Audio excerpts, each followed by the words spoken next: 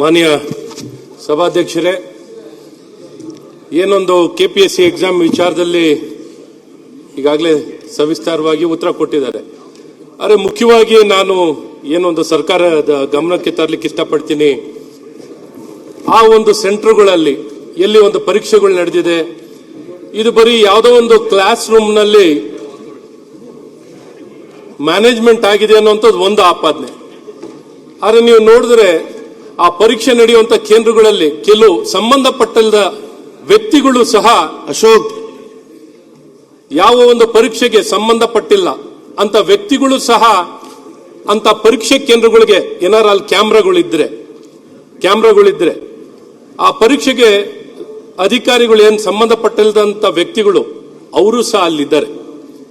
ಮತ್ತು ಇದೆಲ್ಲ ಒಂದ್ ಕಡೆ ಕೆಲವು ಒಂದೇ ಆ ಸೆಂಟರ್, ಇಡೀ ಸೆಂಟರ್ನಲ್ಲೇ ನಡೆಯುವಂಥದ್ದಿದೆ.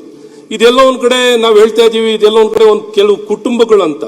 ಇದು ಕುಟುಂಬಗಳಲ್ಲ, ನೀವು ಓವರ್ ಆಲ್ ಚೆಕ್ ಮಾಡಿದ್ರೆ ಕೆಲವು ಊರುಗಳೇ, ಕೆಲವು ಹಳ್ಳಿನೇ, ಕೆಲವು ಸ್ಥಳಗಳಿಂದನೇ ಈ ಆಯ್ಕೆಗಳಾಗ್ತಿರುವಂಥದ್ದು ಕಾಣ್ತಾ ಇರುವಂಥದ್ದು ಇದು.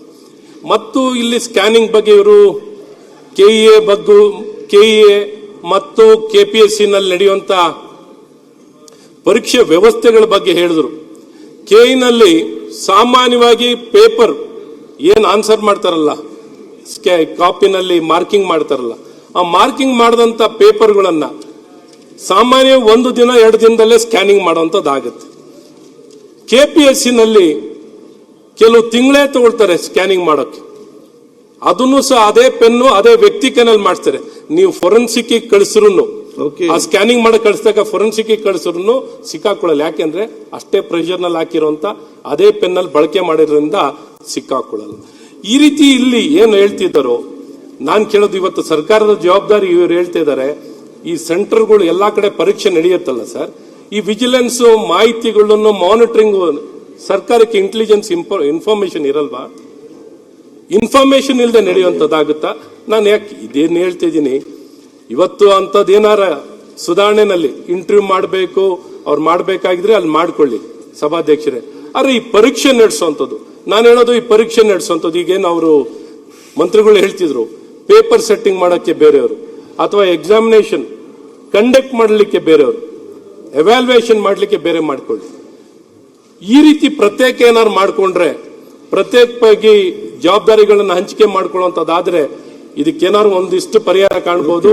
ಇವತ್ತು ಇದೆಲ್ಲ ವ್ಯವಸ್ಥಿತವಾಗಿ ಇವತ್ತು ಸರ್ಕಾರದಲ್ಲಿ ನಾನು ಹೇಳಕ್ ಇಷ್ಟಪಡ್ತೀನಿ ಏನು ಅಂದ್ರೆ, ಸಾಮಾನ್ಯವಾಗಿ ಯಾರ್ಯಾರು ಯಾವ ಸರ್ಕಾರದಲ್ಲಿ ಬರುತ್ತಾರೆ ಸಾಮಾನ್ಯವಾಗಿ ಏನು ಅಂದ್ರೆ ಅವ್ರವ್ರಿಗೆ ಬೇಕಾಗಿರೋ ಜನಗಳನ್ನ ಸಾಮಾನ್ಯವಾಗಿ ನೇಮಕಾತಿ ಮಾಡಿಸ್ಬೇಕು ಅನ್ನುವಂಥದ್ದು ಆ ಉದ್ದೇಶಗಳು ಇರುವಂತದ್ದು ನಾವು ಯಾವಾಗ್ಲೂ ಕೇಳ್ಪಡುವಂತದ್ದು ಆಗ್ತದೆ. ಇದು ಇಲ್ಲೂ ನಡೆದಿರುವಂತದ್ದು ಆಗ್ತಿದೆ. ಮತ್ ಇನ್ನೊಂದು ಬಹಳ ಮುಖ್ಯವಾಗಿ ಏನ್ ಹೇಳಕ್ ಇಷ್ಟಪಡ್ತೀನಿ, ಈ ಪರೀಕ್ಷೆಗಳು ನಡೆದು ಸಭಾಧ್ಯಕ್ಷರೇ, ಈ ಪರೀಕ್ಷೆಗಳು ನಡೆದ ನಂತರ ಸಭಾಧ್ಯಕ್ಷರೇ, ಈ ಪರೀಕ್ಷೆಗಳು ನಡೆದ ನಂತರ ರಿಸಲ್ಟ್ ಬಂದ ನಂತರ ತುಂಬಾ ಜನ ಸರ್ಟಿಫಿಕೇಟ್ ಎನ್ಕ್ಲೋಸ್ ಮಾಡಿರಲ್ಲ, ಅಂತ ಸರ್ಟಿಫಿಕೇಟ್ಗಳನ್ನ ರಿಸಲ್ಟ್ ಬಂದಾದ್ಮೇಲೆ ಎನ್ಕ್ಲೋಸ್ ಮಾಡುವಂತದ್ದಾಗುತ್ತೆ. ಫಿಸಿಕಲಿ ಹ್ಯಾಂಡಿಕ್ಯಾಪ್ ಸರ್ಟಿಫಿಕೇಟ್ಗಳು, ಬೇರೆ ಬೇರೆ ಸರ್ಟಿಫಿಕೇಟ್ಗಳು ಯಾವ ಕೋಟದಲ್ಲಿ ಹೋದ್ರೆ ನಮ್ಗೆ ಉದ್ಯೋಗ ಸಿಗುತ್ತೆ, ಯಾವ ಖಾಲಿಗಳು ರಿಸಲ್ಟ್ಗಳಲ್ಲಿ ಏನೇನು ವೇಕೆನ್ಸಿ ಸಿಗುತ್ತೆ ಅಂತ ನೋಡ್ಕೊಂಡು ಸರ್ಟಿಫಿಕೇಟ್ಗಳು ಎನ್ಕ್ಲೋಸ್ ಮಾಡುವಂತದ್ದಾಗ್ತಿದೆ. ಹಾಗಾಗಿ ಇವೆಲ್ಲ ನೋಡಿದಾಗ ಇಲ್ಲಿ ಒಟ್ಟಾರೆ ವ್ಯವಸ್ಥಿತವಾಗಿ ಇಲ್ಲಿ ಜಾಲ ಇರುವಂತದ್ದು ಕಾಣುವಂತದ್ದಿದೆ. ಇದಕ್ಕೆ ಕಡಿವಾಣ ಹಾಕುವಂತದ್ದು ಆಗ್ಬೇಕು. ಮತ್ತು ಪರೀಕ್ಷೆಗಳು ಕೇವಲ ನೀವೆಲ್ಲಾ ಪರೀಕ್ಷೆಗಳನ್ನ ಇಂಟರ್ನಲ್ ರಿಸರ್ವೇಶನ್ ಆಧಾರಿತವಾಗಿ ಅಗ್ರಿಕಲ್ಚರ್ ಆಫೀಸರ್ಸ್ ಎಕ್ಸಾಮ್ ನ ಕ್ಯಾನ್ಸಲ್ ಮಾಡಿದ್ರಿ, ಸರ್ವೆ ಡಿಪಾರ್ಟ್ಮೆಂಟ್ ಕ್ಯಾನ್ಸಲ್ ಮಾಡಿದ್ರಿ. ಆದ್ರೆ ವೆಟರ್ನರಿ ಮಾತ್ರ ಯಾಕೆ ಎಕ್ಸಾಮ್ ಕಂಡಕ್ಟ್ ಮಾಡಿದ್ರಿ? ಕೆಪಿಎಸ್ಸಿ ನಲ್ಲಿ ತುಂಬಾ ಎಕ್ಸಾಮ್ ಕ್ಯಾನ್ಸಲ್ ಆಯ್ತು, ಅರೆ ವೆಟರ್ನರಿ ಡಿಪಾರ್ಟ್ಮೆಂಟ್ ಮಾತ್ರ ಎಕ್ಸಾಮ್ ಹೆಂಗ್ ಕಂಡಕ್ಟ್ ಮಾಡಿದ್ರಿ? ಅದಕ್ಕೇನ ಪ್ರತ್ಯೇಕವಾಗಿ ಏನಾದ್ರು ಇಟ್ಕೊಂಡಿದ್ದೀರಾ? ಸೊ ಈ ರೀತಿ ಇವೆಲ್ಲವನ್ನು ನೋಡಿದಾಗ ಹಸ್ತಕ್ಷೇಪ ಅಥವಾ ಇನ್ವಾಲ್ವ್ಮೆಂಟ್ ಯಾರ ಇನ್ಫ್ಲೂಯೆನ್ಸ್ ನಲ್ಲಿ ಆಗುವಂತದ್ದು ಇದೆ. ಈ ನೇಮಕ ಆಗೋದು ಸರ್ಕಾರದಿಂದನೇ ನೇಮಕ ಆಗುವಂತದ್ದು ಆಗುತ್ತೆ.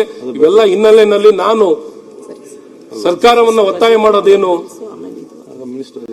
ಖಂಡಿತ ಇದನ್ನ ನೀವು ಸದನ ಸಮಿತಿ ಮಾಡೋದು ಒಂದ್ ಭಾಗ, ಆದ್ರೆ ಇದು SIT ತನಿಖೆ, ಕೋರ್ಟ್ ಮಾನಿಟರ್ಡ್ SIT ಈಗಾಗಿರುವಂತ ಘಟನೆಗೆ SIT ತನಿಖೆ ಆಗ್ಲೇಬೇಕು ಅನ್ನುವಂತ ಒತ್ತಾಯವನ್ನ ನಾನು ಸರ್ಕಾರವನ್ನ ಮಾಡ್ತೇನೆ.